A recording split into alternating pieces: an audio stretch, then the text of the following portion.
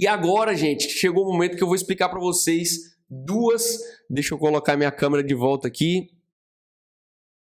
Pronto. Duas estratégias que eu utilizo, super simples, né? E me ajudam toda vez ali, todo mês, a montar a minha carteira de investimentos para atingir os 10k de renda passiva por ano, que são... Pronto. É a estratégia aqui, ó, da bola de neve, a estratégia do time de futebol. Você vai estar pensando, que danado de estratégia é essa? Olha só que coisa simples que esse vídeo passa pra gente. Tá aqui o camarada e ele, para tirar o gelo ali da casa dele, o que ele tá fazendo? Ele, levanta um pouco do gelo, vai girando e o gelo vai grudando e vai aumentando essa bola de neve. Tá vendo que a bola de neve ela vai grudando mais gelo e vai aumentando, e vai grudando mais gelo e vai aumentando. E assim ele vai tirando proveito disso para tirar a neve de uma forma muito mais simples?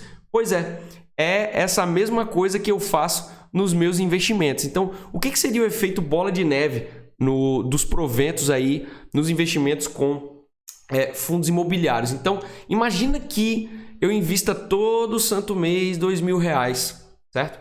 Então, no primeiro mês, quanto que eu tenho investido? 2.000. Quanto que eu vou receber de proventos por esse primeiro mês de aporte? Um valor pequeno. No próximo mês, quanto que eu vou ter investido? Mais 2.000, já estou com 4. Quanto que eu vou receber de aporte? De provento? Já é um pouquinho mais. Então, à medida que os depósitos forem sendo realizados, os proventos eles também vão aumentando. Sendo que esse provento que começa pequenininho, ao longo do tempo, vai ter um momento que ele vai se igualar, né, aos depósitos que são realizados. Inclusive, vão ultrapassar. Tá vendo que a curva dos juros ela fica ascendente?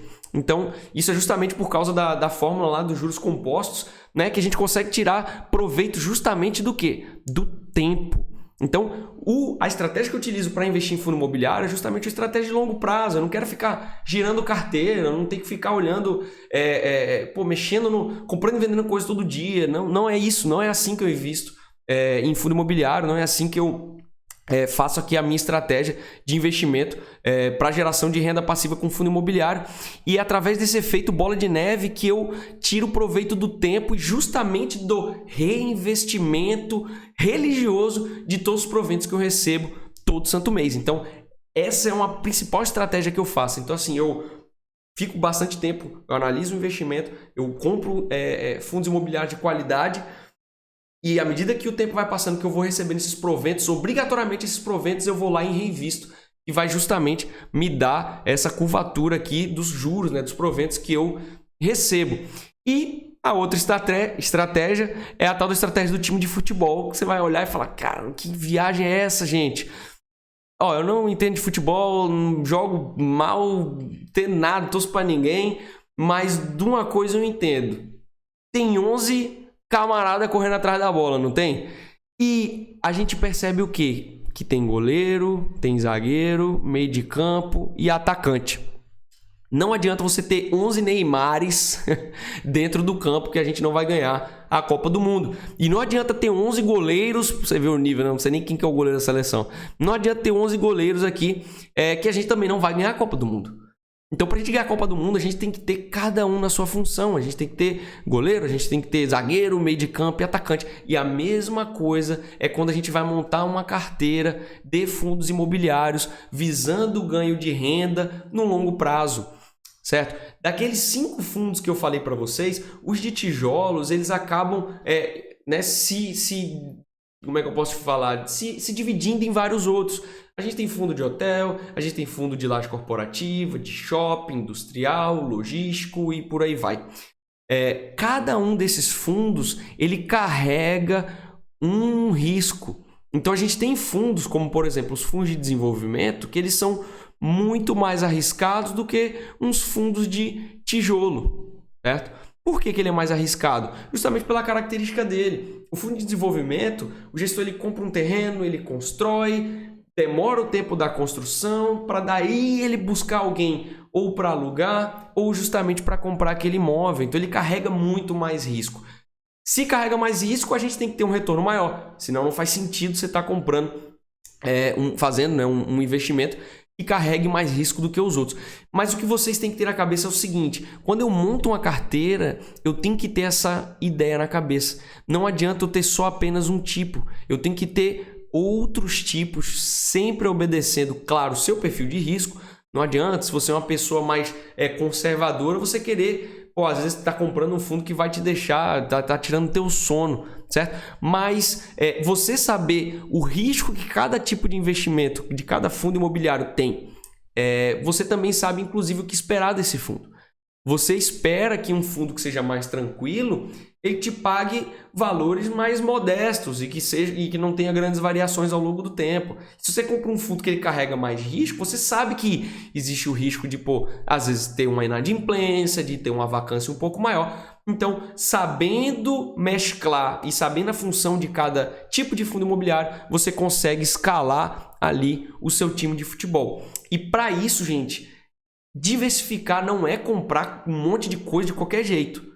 Você tem que saber qual que é a função desse fundo imobiliário, certo? E para isso eu trouxe esse gráficozinho aqui, que demonstra de fato o que acontece de uma forma um pouquinho mais técnica, né, a questão da diversificação dos investimentos. Então, nessa linha vertical aqui, no Y aqui do gráfico, a gente tem o quê? O risco total de carteira.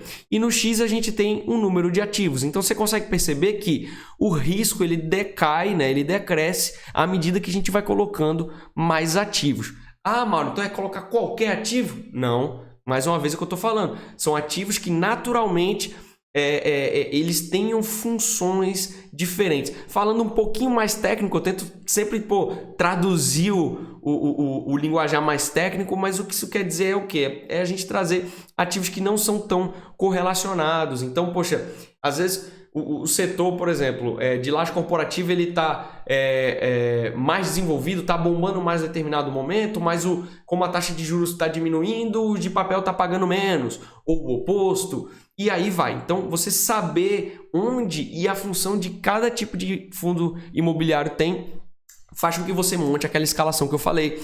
Então, a gente percebe o quê? Que tem dois tipos de risco. A gente tem o risco sistemático e o risco não sistemático. O que é o risco sistemático?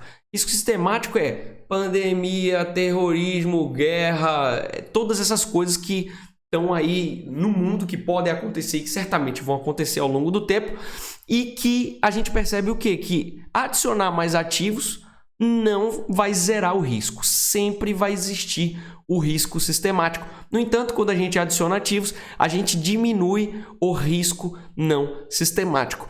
Isso é o que eu quero reforçar mais uma vez. Não é comprando qualquer coisa de qualquer jeito e simplesmente atolando ativo dentro da sua carteira que você vai estar diminuindo o seu risco. Porque se você não sabe o que você está fazendo, às vezes você está comprando muito ativo que tem a mesma quantidade de risco e você não vai trazer essa curva mais para baixo. E óbvio, o meu intuito aqui é falar sobre fundo imobiliário, é falar sobre geração de renda passiva, né? Quando a gente fala da carteira de investimento como um todo, eu não tenho somente fundos imobiliários. Eu tenho outras coisas também. Mas quando a gente dá um zoom e fala somente de fundo imobiliário, dentro dos fundos imobiliários a gente também consegue fazer isso, comprar fundos que são um pouco mais arriscados e outros que são menos arriscados, justamente para diminuir essa curvatura do risco da nossa carteira. Então, gente, essas são duas estratégias bem simples, né, que eu sempre utilizo na hora que eu vou comprar um novo fundo imobiliário. Primeiro, bola de neve. O que eu faço?